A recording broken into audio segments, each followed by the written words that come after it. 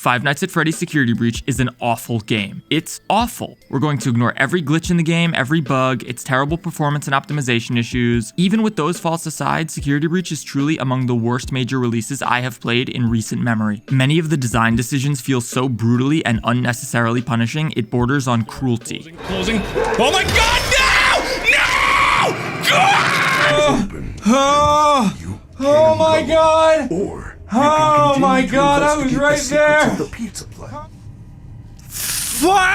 I legitimately believe that Security Breach was intended to be a completely different game than the one we ended up getting, but that budgetary and time constraints forced Steel Wool to rework a more ambitious idea into the boring, repetitious, confusing, tiresome, frustrating series of errands that they ultimately sold to us. I feel like somebody ought to be arrested over this, like Scott, or well, no, not Scott, but Ray McCaffrey. Ray, I'm sorry. You seem like a nice guy, and I do believe Security Breach's faults are a result of operational and planning failures, not due to a lack of ability. I believe there are many incredibly talented people working at Steel Wool. However, after my recent experience replaying the game for the second time, I'm sorry, this game is so abusively mean to the player, I think somebody needs to go to jail for this. I'd been critical about the game before. I basically built my YouTube channel on it. However, up until now, I had considered Five Nights at Freddy's Security Breach to simply be a mediocre game. I had played it on the PlayStation 4 immediately after it got released, got the endings I deemed most major, and never touched it again other than to try out multiplayer. I went on to watch my favorite Let's Players like Markiplier and DAWKO play the game. I watched speedruns from creators like Spiff and even Charlie himself absolutely demolished the game. I watched DAWKO'S code video as well as MatPat's theory coverage, and I even launched my own YouTube channel in this period. However, I never went back to play Security Breach again after that initial playthrough. I just had no desire to, and I didn't plan to touch it again until the DLC. I decided to replay Security Breach on stream and in a single setting. I had only played the game once and just casually watched the other creators play it since. Even then, it was often just highlights relating to MatPat's theories or the chaotic fun of Spiff's challenge runs. The only full casual playthrough I watched, other than my own of course, was Markiplier's, and that was shortly after I'd completed it myself. For some reason though, my memories of the game weren't that vivid. As a result, I was optimistic that I was going to have an enjoyable experience replaying a more stable build of the game, with less bugs, more powerful hardware, and better visuals. The first thing that struck me is just how impressive the Pizzaplex is as an asset. It's really cool. Between the shiny neon lights adorning the walls or the 80s glam rock style carpets and wallpapers, FNAF Security Breach has a really distinctive, memorable setting. It's just cool to look at. Unfortunately, it isn't any fun to explore. As an adolescent protagonist, Gregory is very short, and his sprint bar depletes incredibly rapidly in this game. Furthermore, he moves abysmally slowly when not sprinting. This makes sense. The gameplay is based around evading enemy animatronics that use cutting-edge dynamic artificial intelligence to hunt the player down, and constraining the player's ability to sprint is necessary. Without it, you'd never be in any real danger. Indeed, the Pizzaplex is the game's greatest strength, but also its greatest failing. Visually, it's incredibly interesting to look at, but it isn't fun to navigate. The scale of some of these rooms is really impressive, but they're barren and empty. It's full of awesome decorations that serve as fun references to the earlier games, but not a whole lot else. I remember being delighted by these things on my first playthrough. It was so cool to see classic FNAF stuff finally realized in a modern 3D game. However, that novelty isn't enough to sustain the player's interest in these areas for the full duration of the game, especially now that we've had a few months for that novelty to wear off. Sure, it's neat when you first enter an area and first take in the spectacle of something like Roxy Raceway or Monty Golf, but there's nothing to these areas other than their visuals. The goal is always just run around until you find the exit to the next room or until you find some key item you need to progress. All of Security Breach's gameplay seems to revolve around giving the player reasons to explore this huge, awesome Pizzaplex that Steel Wool built, but these reasons are contrived and meaningless. A great example of this is the decommissioning Chica sequence. Upon receiving the dumpster diving mission, all we are told is find a way to decommission Chica. The player is given no direction whatsoever. Even worse, this occurs rather late in the game and potentially even during the post-game. The entire Pizzaplex is available for exploration, and this mission text gives you absolutely zero indication where to even begin. Sure, there are duffel bags scattered about that provide vague hints implying that Chica likes to eat garbage and Monty mystery mix this or whatever, but there's no guarantee that players will find all of those clues. Doing so involves randomly exploring the Pizzaplex looking for boxes. Inevitably, while wandering around aimlessly, the player eventually stumbles into the salad bar area. After taking an elevator downstairs, we eventually find a security office with a console that allows us to control a pizza-making robot. Why do we need to make a pizza, do you ask? Obviously, it's because we're going to use it to lure Chica into the trash compactor and close it on her head in order to destroy her. Fuck.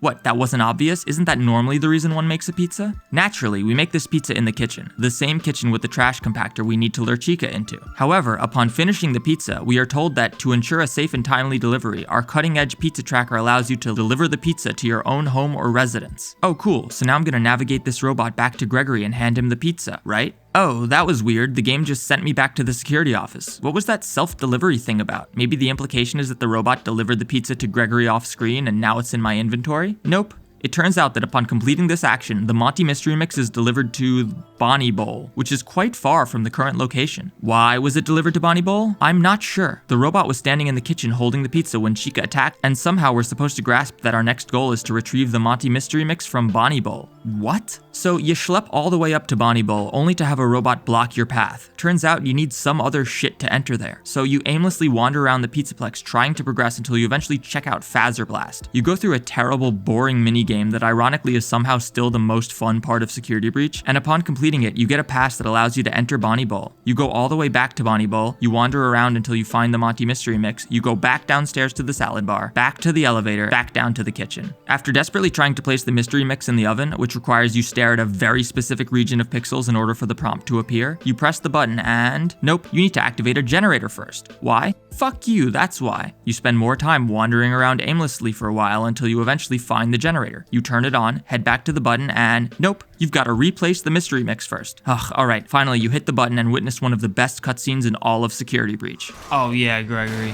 Yeah. This is the best part of the game. Gregory awakens at the bottom of the garbage chute, takes Chica's voice box, escapes, heads all the way back to parts and service, installs the voice box into Freddy, and you can finally continue in the game. At least, ideally. However, if you were playing this shortly after release and you were tackling the Chica decommissioning in the post-game, you couldn't save. If you died at any point in this process, you had to make the pizza again, potentially do all of Phaser Blast again, go to Bonnie Bowl, get the mix, go back to the kitchen, turn on the generator, place the pizza, press the button, and escape Chica. Every time. This isn't game design. This isn't a game. This is wasting the player's time. I'd understand if fulfilling these tasks meant experiencing compelling gameplay, but it doesn't. It's just a fetch quest that tries the player's patience. The whole game is a fetch quest that tries the player's patience. Some of you are probably saying, but Theft King, didn't a recent patch re-enable saving in the post-game? Yes, it did. However, this did not re-enable all save points. All they did was give us one new save point in the atrium. Even if you did save after tackling Phaser Blast and getting the Monty Mystery Mix, any death during the decommissioning Chica sequence forces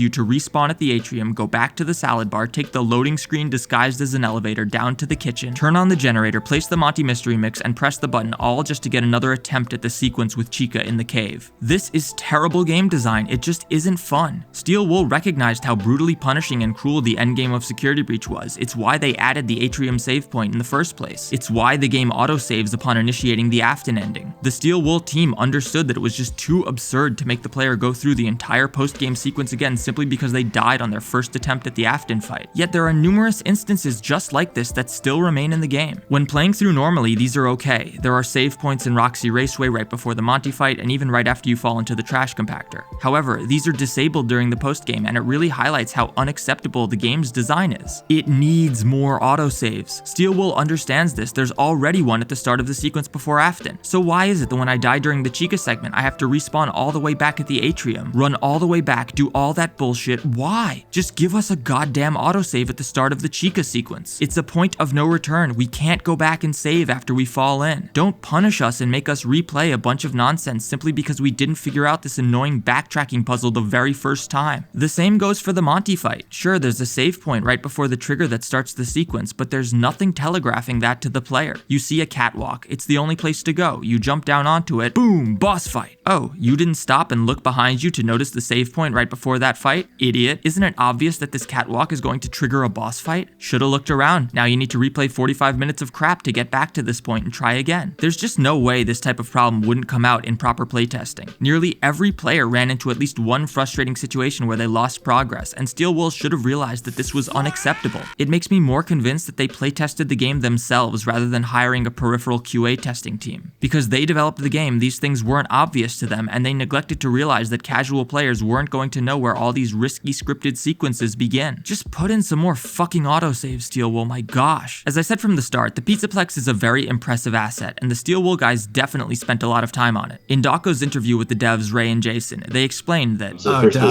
It is huge. The Pizzaplex is absolutely massive. It's like there's so much that you want to hit and that you want to honor and you want to use that you can't get all of it. Yeah. So, You added Music Man back though. 6 months.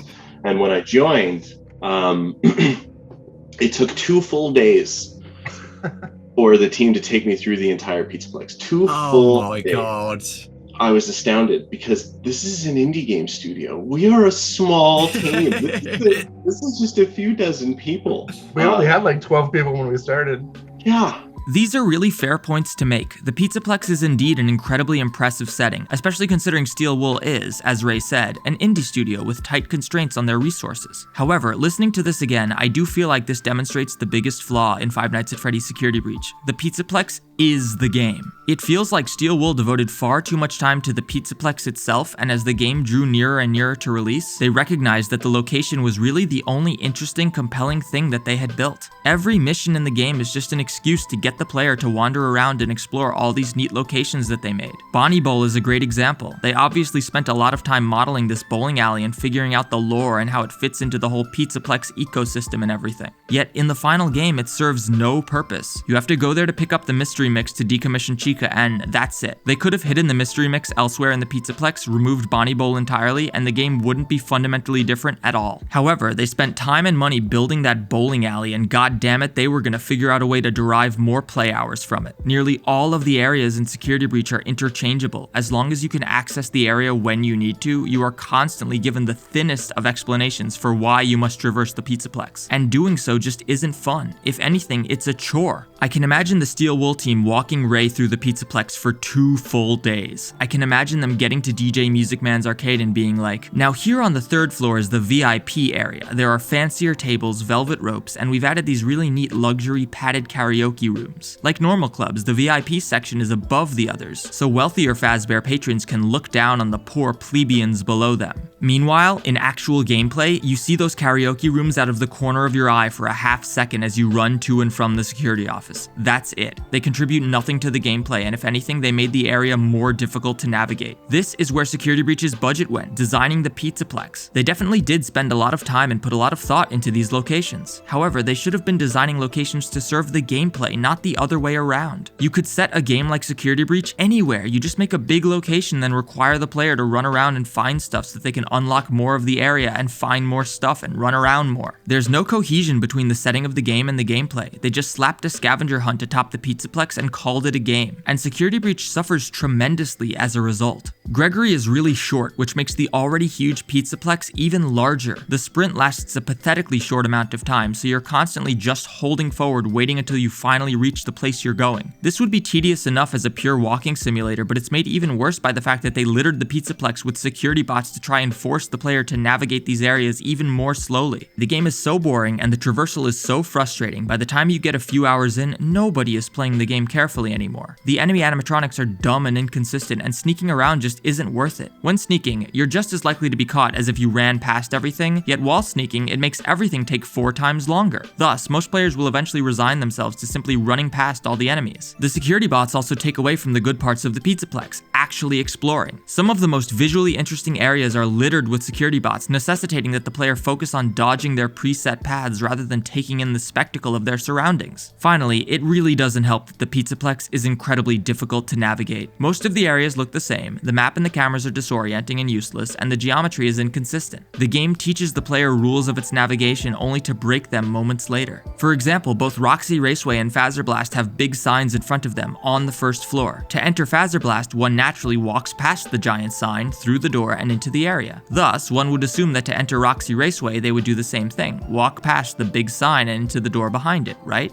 Nope, turns out Roxy Raceway is on the 2nd floor. Okay, cool. You climb to the 2nd floor, and oh look, there are 2 entrances right over there. That must be it, right? Nope. It's this nondescript shutter door right next to a bunch that have velvet ropes blocking them and are inaccessible. Nothing about this wall screams, this is the entrance to the place you need to go to progress. I get the sense that Steel Wool didn't exactly know how important each of these areas was going to be in the final game, nor how they would be used, and thus they're all just haphazardly thrown together. Unfortunately, this reveals the final problem with Security Breach. It never gives the player a good reason as to why they're doing all of this. Neither Gregory nor Freddy's motives are established anywhere in the game. Sure, now we know that both like likely share deep connections with the FNAF lore of old, but upon launching the game for the first time, we knew nothing. The game starts off by presenting Gregory as just some random unlucky kid who got trapped in the Pizzaplex. We wake up inside Freddy, who tries to escort us to the exit. We get introductions to Chica and Monty, and ultimately fail to escape the Pizzaplex in time. So far, so good. However, upon being trapped in the Pizzaplex, we're never given a compelling reason as to why Gregory just doesn't safely wait the 6 hours in Freddy's green room. It's at this point that the game completely falls off the rails. We can't escape, yet as mentioned before, sitting around for 6 hours wouldn't really make a fun video game, so the game just makes us start progressing. There isn't really a compelling reason as to why, and we never get one. Eventually, you realize it's a few hours in, you're fleeing from a giant robotic DJ throughout a disco arcade, and you have no idea why. The game has no stakes because we aren't even given a basic motivation for Gregory. Sure, he wants to escape and survive, but none of the actions we take in the game are related to either of those things. If anything, Gregory willingly partakes in numerous incredibly dangerous actions that seemingly have very little benefit to him. This is one of the reasons navigation is so unfun in Security Breach. There's never an overarching goal. Sure, you know you need to decommission the animatronics, stop Vanny, and escape, but there's never any compelling reason as to why you need to do that now. Upon completing any of the game's major objectives, you're left standing there sifting through the Fazwatch trying to figure out what the game wants you to do next. The best way to progress is usually to try and figure out where you haven't explored yet and then just trying all of those until you find the right place. Unfortunately, this is complicated by the fact that many missions require you to backtrack to previously visited locations. If Gregory and Freddy had clear overarching goals from the start, it might have been a lot easier to communicate where the player needs to go next. The problem is doing that right means building your levels around those objectives, and that doesn't seem to be what happened here. Steel Wool built the Pizzaplex first and then tried to stuff a game into it afterwards. Thus, critically important items are often left in generic, nondescript offices. Trying to find the Monty Mystery Mix? Well, good luck, because it's just a gift box like every other item in the game. Even worse, most gift boxes are optional collectibles or upgrades, yet some contain key items that are critical to progress. Early on, the game communicates that these are optional, only to screw you over later and require you to spend 20 minutes backtracking to grab some dumb item you ignored the first time around because you assumed it was a useless plushie or something.